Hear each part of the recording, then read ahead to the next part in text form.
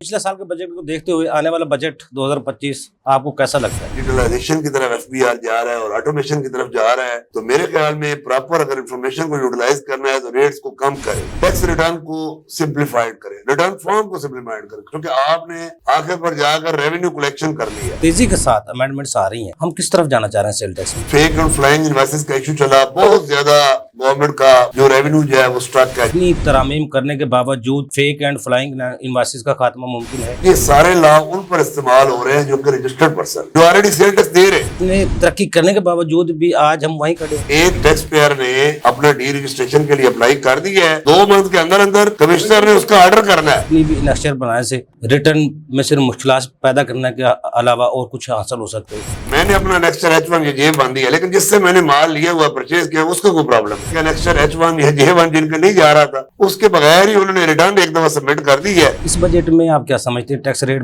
बढ़ेंगे या कम होंगे? गवर्नमेंट जो है वो अब ज्यादा जो है वो फोकस उसका डिजिटलाइजेशन और उसकी तरफ है। टैक्स रेट जहां तक मैंने सुना है वो कम कर रहे हैं, तो रेट कम करने चाहिए, सैलरी का रेट भी कम करना चाहिए, बिजनेस के भी रेट 45% तक है वो भी कम करना चाहिए। डिजिटलाइजेशन की तरफ जाने से क्या हमारे जो मौजूदा टैक्स पेयर है वो कितना लिटरेसी रेट है उनका जो इसको समझते हैं? तो गवर्नमेंट को ऐसा क्राइटेरिया करना चाहिए कि सबके साथ एक तरह का सलूक करें और इस तरह का वो लगाए सिस्टम के सारे उसमें आ जाए। जब सारे आ जाएंगे तो मेरा ख्याल है इसमें रेवेन्यू में इजाफा होगा। एडीआर को हम किस तरह पावरफुल फॉल कर सकते हैं? एडीआर में रेलेवेंट कमिश्नर को लेकर आए, उसमें एडीआर में कहें कि हर बंदा एडीआर में जा सकता है। एक मैटर अगर सुप्रीम कोर्ट ने डिसाइड कर दिया एक इशू पर और उसी इशू के जो सिमिलर केसेस हैं वो ज़ाहिर है वो सारा वो रेवेन्यू वो तो खत्म हो गया। मौजूद जो टैक्स पेयर है उसको फैसिलिटेट करने के लिए क्या करना चाहिए हुकूमत? रिटर्न को सिंपल करें, जो टैक्स पेयर ऑलरेडी रिटर्न दे रहे हैं उनको ये बेतहाशा अनेक्स्चर से इससे बचाएं, टैक्स पेयर को फैसिलिटेट करें, इसी तरह ही जो है वो कलेक्शन आपकी आएगी। मतलब जलील अमान साहब, पिछले साल के बजट को देखते हुए आने वाला बजट 2025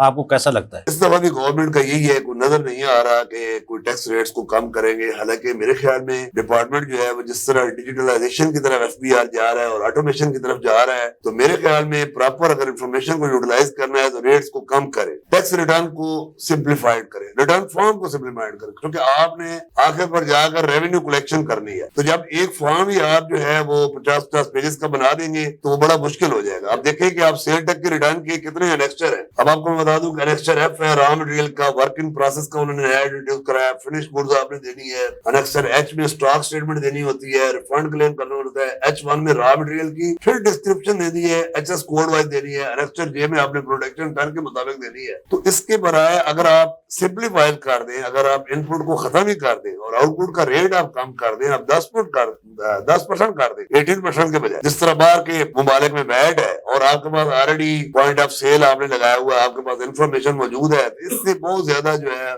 वो रेवेन्यू कलेक्ट किया जा सकता है। मतलब जलील अमान साहब, सेल टैक्स में जिस तेजी के साथ अमेंडमेंट्स आ रही हैं, हम किस तरफ जाना चाह रहे हैं सेल टैक्स में? मेरे ख्याल में गवर्नमेंट के 2 मकासद है। एक तो सबसे पहले ये है कि फेक एंड फ्लाइंग इनवॉइसेस का इशू चला, बहुत ज्यादा गवर्नमेंट का जो रेवेन्यू जो है वो स्ट्रक है। जिस तरह खाई साहब ने कहा कि अब सुपर टैक्स, चूंकि सुप्रीम कोर्ट ने कहा है कि 50% कलेक्शन कर, अब डिपार्टमेंट ये कोशिश कर रहा है कि सुपर टैक्स से बजट पूरा कर ले, क्योंकि फेक एंड फ्लाइंग केसेस के जो केसेस थे वो डिपार्टमेंट के हाथ पर ही वो बंदे रजिस्टर्ड हुए थे। वो सुप्रीम कोर्ट का एक आर्डर आ गया कि जब वो एक्टिव थे at the time of transaction, तो वो उसमें तो अब रिकवरी का चांस वो लगता नहीं है। डिपार्टमेंट के मजाज को जानते हैं, आप समझते हैं इतनी तरामीम करने के बावजूद फेक एंड फ्लाइंग इनवॉइसेस का खात्मा मुमकिन है? फेक एंड फ्लाइंग इनवॉइसेस का ये बेसिकली जितने सारे यूबी साहब उन्होंने एनेक्स्चर बनाया इसी वजह से बनाया कि एंड पर जो है वो ये पता लग जाए कि जेन्युइन बंदे के पास वही रॉ मटेरियल है जो कि उसने इस्तेमाल किया हुआ है। लेकिन इसके बावजूद भी मैं ये समझता हूँ कि फ्रॉड फिर भी फ्रॉड का एलिमेंट है। फ्रॉड की डेफिनेशन को उन्होंने बहुत वसी कर दिया है। 15 साल तक जो है जो ऑलरेडी, और ये सारे लॉ उन पर इस्तेमाल हो रहे हैं जो कि रजिस्टर्ड पर्सन जो ऑलरेडी सेल टैक्स दे रहे। एक बंदा लायबल है, रजिस्टर्ड है सेल टैक्स में, उसको भी रजिस्ट्रेशन उसकी भी होनी चाहिए, उसका भी 10 लाख का बिल पर मंथ आ रहा है और रजिस्टर्ड बंदे का भी 10 लाख का आ रहा है। लेकिन ये जो मैंने आपको सारी स्टॉक स्टेटमेंट है और ये सारी बताई है, ये रजिस्टर्ड पर्सन ने भरनी है। जो अनरजिस्टर्ड बंदा है वो तो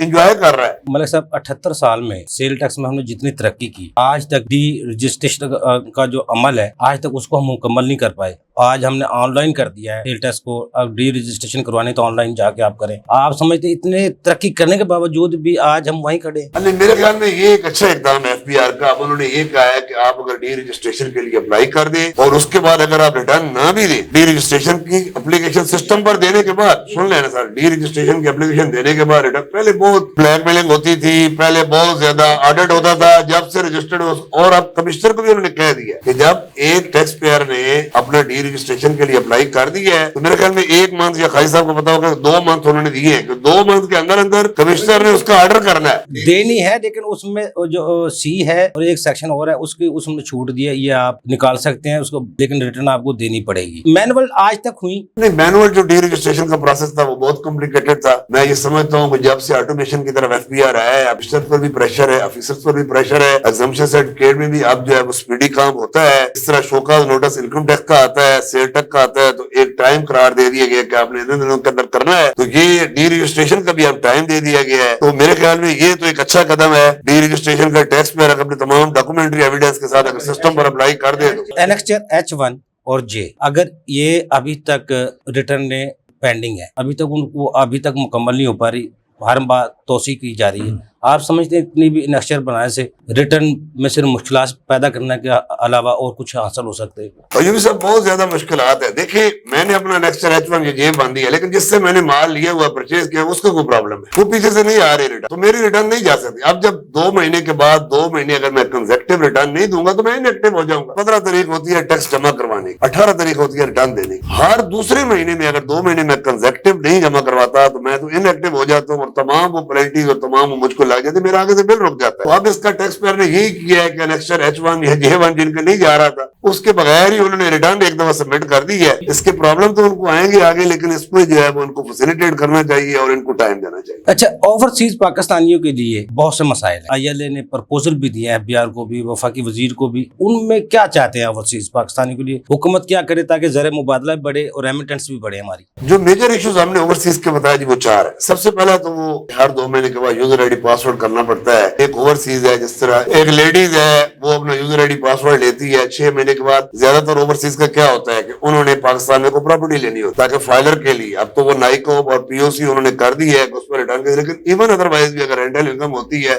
इसके अलावा उनको सेल टैक्स का नंबर तो नहीं लगा होता, तो उनका यूजर आईडी की प्रॉब्लम है। ये हमने प्रपोजल दी कि ओवरसीज को इसका एग्जाम्प्ट किया जाए। इसी तरह उनकी कंडोनेशन के मसाइल हैं कि ऐसे ओवरसीज को टैक्स लग जाता है, जब वो प्रॉपर्टी परचेज करते हैं तो FBR के साथ उनका लिंक कर जाता है 236 के का चलान, उस बेस पर एक ऑफिसर टैक्स लगा देता है। अब वो बाहर होता है, पाकिस्तान से बाहर होता है, वो जब इधर आते हैं तो उनको पता चलता है कि जनाब उनको तो साल हो गया है, 10 लाख 15 लाख 20 लाख टैक्स लगा हुआ। वो जब कमिश्नर अपील के पास जाते हैं तो वो 1 महीने के अंदर अंदर अपील करनी होती है, वो बात का उनकी कंडोन नहीं होती। तो उसके लिए हमने चीफ कमिश्नर साहबा जो कि CTO की जुरिडिक्शन है उनको रिक्वेस्ट, और उन्होंने कहा जी कि मैं बिल्कुल इस पर जो है कि ये रेलेवेंट जोन का कमिश्नर सुने, ये चीफ कमिश्नर एटलीस्ट आप 122 एक कंपल्सरी करें, जिस तरह आपने ADR स्टेट ओन्ड एंटरप्राइजेस के लिए की हुई है, नॉन रेजिडेंट टैक्स पेयर के लिए जिनकी कोई इनकम नहीं है, पहली उनकी अपील जोनल कमिश्नर के पास होनी चाहिए। अपील फी भी उनको जमा करवाने की जरूरत नहीं और उसमें टाइम लिमिटेशन भी ना हो, ताकि अगर उनका जेन्युइन केस है तो वो डिमांड उधर ही जो है खत्म हो जाए। प्रॉपर्टी सेक्टर के लिए आप क्या समझते हैं? ओवरसीज के लिए प्रॉपर्टी सेक्टर में क्या रिलीफ होना चाहिए? दूसरे आम पाकिस्तानियों के लिए भी प्रॉपर्टी की जो खरीदो फरोख्त है उसमें कौन से जो टैक्सेस लगे हैं उनको खत्म करना चाहिए कि मजीद रेट बढ़ाना चाहिए? यूपी साहब प्रॉपर्टी सेक्टर में ओवरसीज के लिए ये है कि उन्होंने टैक्स को final discharge of tax liability कहा हुआ है, बाकियों के लिए एडजस्टेबल है। ओवरसीज अगर बाहर से पैसा थ्रू प्रॉपर बैंकिंग चैनल भेजते हैं तो नाइकोप और POC कार्ड अगर वो देता है तो उसका नॉर्मल रेट ही है, लेकिन टैक्स वही है। परचेज का रेट 5 करोड़ तक 3% है, सेल का भी वो सेम है। इसमें भी हमने ये प्रपोजल दी है कि अगर उनका सोर्स ऑफ इनकम पाकिस्तान में है ही नहीं तो उनको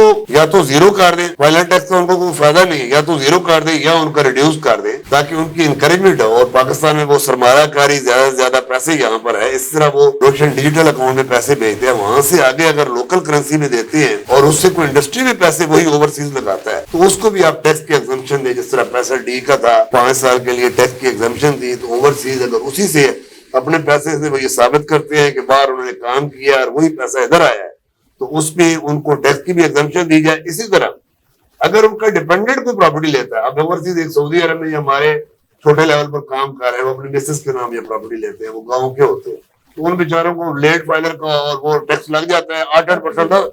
नहीं जी, उनको फुल टैक्स लग जाता है। अगर 1 करोड़ की प्रॉपर्टी है 10-10 लाख रुपए पैसे उनके हस्बैंड ने भेजे होते और उनका कोई यानी कि उनका नहीं होता। तो ऐसे लोगों को भी कुछ सहूलतें आप दें कि अगर वो बैंकिंग ट्रांजेक्शन से ये साबित कर दे कि वो बाहर उनके जो उनके अपना बाहर हस्बैंड है जो कमाने वाले हैं वो बाहर जेन्युइन उनका सोर्स है और उन्होंने पैसा उनके ही अकाउंट में भेजा है, तो उनको भी एग्जम्पशन दी जाए ताकि تاکہ چھوٹے والا جو طبقہ ہے وہ کم از کم وہ پروٹیکشن میں آ جائے اور وہ جو ہیوج ٹیکسز ہیں پراپرٹی سے اس سے بچ سکے. اچھا پچھلے بجٹ میں ملک صاحب کوئی نیا ٹیکس نہیں لگا لیکن ود ہولڈنگ کے ٹیکسز کے ریٹ اور دوسرے ٹیکس کے ریٹ وہ بڑھا دیے گئے تھے. اس بجٹ میں آپ کیا سمجھتے ہیں ٹیکس ریٹ بڑھیں گے یا کم ہوں گے؟ ہونا کیا چاہیے؟ اس میں خاجہ صاحب جو ہے وہ بہتر بتا سکیں گے. جی میرا تو خیال ہے کہ گورنمنٹ جو ہے وہ اب زیادہ جو ہے وہ فوکس اس کا ڈیجیٹلائزیشن اور اس کی طرف ہے. ٹیکس ریٹ جہاں تک میں نے سنا ہے وہ کم کر رہے ہیں. پراپرٹی کے اور سیل کے جو ٹیکس ریٹ ہیں اور ایف ای ڈی بھی شاید ختم کر رہے ہیں لیکن جب تک نوٹیفکیشن نہیں آتا تو ریٹ کم کرنے چاہیے. سیلری کا ریٹ بھی کم کرنا چاہیے. بزنس کے بھی ریٹ 45% تک ہے وہ بھی کم کرنا چاہیے. آپ سمجھتے ہیں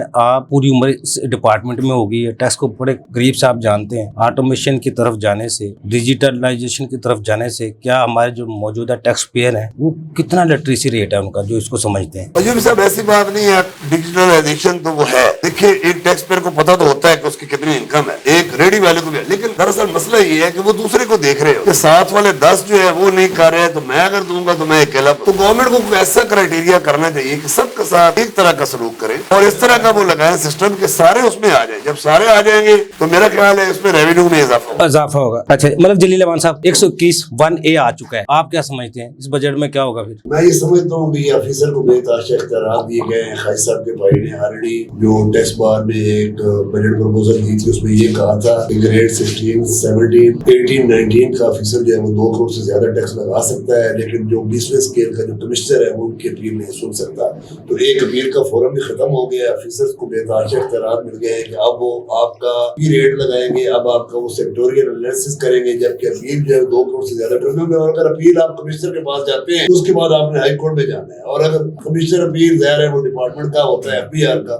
ہائی کورٹ میں آپ نے اسٹے کے لیے 30% جمع کروانا ہے چاہے آپ کی ڈیمانڈ ساری ہی انلیگل ہے. آپ نے 30% جمع کرنا. 30% اگر ڈیمانڈ آپ کی ختم ہو جاتی ہے ہائی کورٹ سے سارا ٹیکس ختم ہو جاتا ہے تو وہ جو 30% آپ جمع کرواتے ہیں ڈپارٹمنٹ اگر سپریم کورٹ میں چلا جاتا ہے آگے ہائی کورٹ میں چلا جاتا ہے اور ہائی کورٹ سے ڈیسیژن ہونے کے بعد آپ کو جو ہے وہ آپ کو وہ مل رہا ہے 30%. تو میں یہ سمجھتا ہوں کہ اس میں ایگریڈ اسسمنٹ ہونی چاہیے. 121(1)A جہاں پر لے کر آیا ہے تو کمشنر کو اختیارات دے. ADR میں بھی 5 کروڑ سے زیادہ بندہ 5 کروڑ سے اوپر جس کو ٹیکس لگے گا وہ ADR میں جائے گا. ADR کو ہم کس طرح پاورفل فال کر سکتے ہیں؟ ADR میں ریلیونٹ کمشنر کو لے کر آئے. اس میں ADR میں کہیں جی کہ ہر بندہ ADR میں جا سکتا ہے. جس کو 50 لاکھ لگا ہے, کروڑ لگا ہے, 10 لاکھ بھی لگا ہے, وہ اگر کمشنر کے پاس جائے کہ میرے ساتھ زیادتی ہوئی ہے نیچے والے افسر نے اور کیا پتا اس کو 10 لاکھ میں وہ 2 لاکھ روپے جمع کروانا چاہ رہا ہوں ٹیکس پیئر. آپ بلیو کریں کہ پرانے آرڈیننس میں یہی چیزیں تھیں جو 121(1)A میں لے آئے لیکن کمشنر ایگریڈ اسسمنٹ کرتے تھے. کیس آفیسر پڑھ کر آتے تھے, شوکاس کو دیکھتے تھے, پڑھتے تھے, اچھی خاصی کلیکشن ہو جاتی. اب ایک تو اس میں آفیسر کا بھی قصور نہیں ہے. ایک افسر کے پاس 10,000 کیس ہے, سسٹم پر وہ اینڈ پر چڑھا دیتے ہیں, وہ دیکھتے نہیں ہے. IRS نے فیسیلیٹیٹ کیا ہے لیکن اس کے ساتھ ساتھ وہ جو پڑھنے کی وہ عادت ہے وہ آفیسر کی ختم ہو گئی, لا کو پڑھنے کی ختم ہو گئی. تو اس میں میرا یہی ہے کہ 121(1)A میں اس بجٹ میں جو ہے وہ ایگریمنٹ کی کمشنر کو پاور دیں کہ اگر کوئی بھی ٹیکس پیئر, کوئی بھی چھوٹا ٹیکس پیئر وہ یہ چاہتا ہے کہ وہ ایگریمنٹ کرنا چاہتا ہے, ریجن آف ریٹرن بہت مشکل ہے. اگر آپ نے ایک بندے کو 50 لاکھ کا نوٹس دے دیا وہ ریٹرن ریوائز نہیں کر سکتا 122 کے بعد, تو وہ کمشنر کے پاس جائے, اس کو بتائے اور وہ اس میں شوکاس جو ہے جس میں میں دوبارہ کہوں گا کہ اس میں 2 کروڑ سے زیادہ کی ڈیمانڈ کریٹ ہوتی ہے وہ شوکاس کمشنر کو اپنا قوت سے دینا چاہیے یا وہ پرانا آرڈیننس اپیل کا جو ہے وہ پرانا لا جو ہے وہ بحال کیا جائے. 2700 ارب روپے کو وصول کرنے کے لیے اپیل سسٹم کو بدلا گیا لیکن آج پورا سال ہو گیا, اس کے اسسمنٹ کر لیں کتنا ریکور ہوا ہے, نہیں ہوا تو پرانے اپیل سسٹم کو بحال کر دیا جائے. یہی کہنا چاہ رہے ہیں نا. بالکل ایوبی صاحب اس میں 2700 میں بھی آپ دیکھیں کہ سارا جینوئن کی ڈیمانڈ نہیں ہوتی. ظاہر بات نہیں ہوتی. ایک میٹر اگر سپریم کورٹ نے ڈیسائیڈ کر دیا ایک ایشو پر اور اسی ایشو کے جو سملر کیسز ہیں وہ ظاہر ہے وہ سارا وہ ریونیو وہ تو ختم ہو گیا. اچھا ملک صاحب آخر میں یہ بھی بتائیے گا موجودہ جو ٹیکس پیئر ہے اس کو فیسیلیٹیٹ کرنے کے لیے کیا کرنا چاہیے حکومت کو؟ میں دوبارہ یہی کہوں گا ریٹرن کو سمپل کریں. جو ٹیکس پیئر آلریڈی ریٹرن دے رہے ہیں ان کو یہ بے تحاشا لیکچر سے اس سے بچائیں, اس کو جو ہے وہ سمپل کریں. سسپینشن فوراً ہو جاتی ہے. اب سسپینشن کی اپیل جو ہے وہ ٹریبونل سے بھی لے لی ہے تو جو آلریڈی رجسٹرڈ ٹیکس پیئر ہیں ان کو زیادہ سہولتیں دیں. سیل ٹیکس کو بھی IRS پر لے کر آئے. اس کا مینول جو ہے وہ آرڈر تو اس کا بار کوڈڈ ہوتا ہے لیکن ٹیکس پیئر کو پتہ نہیں ہوتا. اس کی بھی اپیل جو ہے سسٹم پر ہونی چاہیے اور ہیئرنگ کا کوئی ایسا نظام کریں کہ ایک ٹیکس پیئر گھر میں بیٹھ کر ویڈیو لنک کے ذریعے بھی وہ سیل ٹیکس کا اگر کچھ کو نوٹس آتا ہے اس کا جواب دے دیں.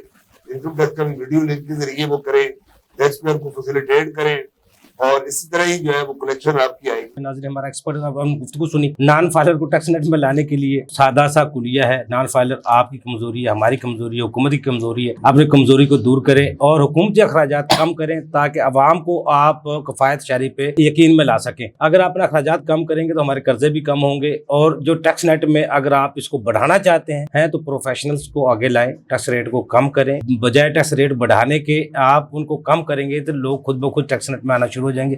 اگلے پروگرام تک لیے افضل عیبی کو اجازت دیجیے. اللہ حافظ. پاکستان زندہ باد. دیکھیے پروگرام ٹیکس اور عوام افضل ایوبی کے ساتھ.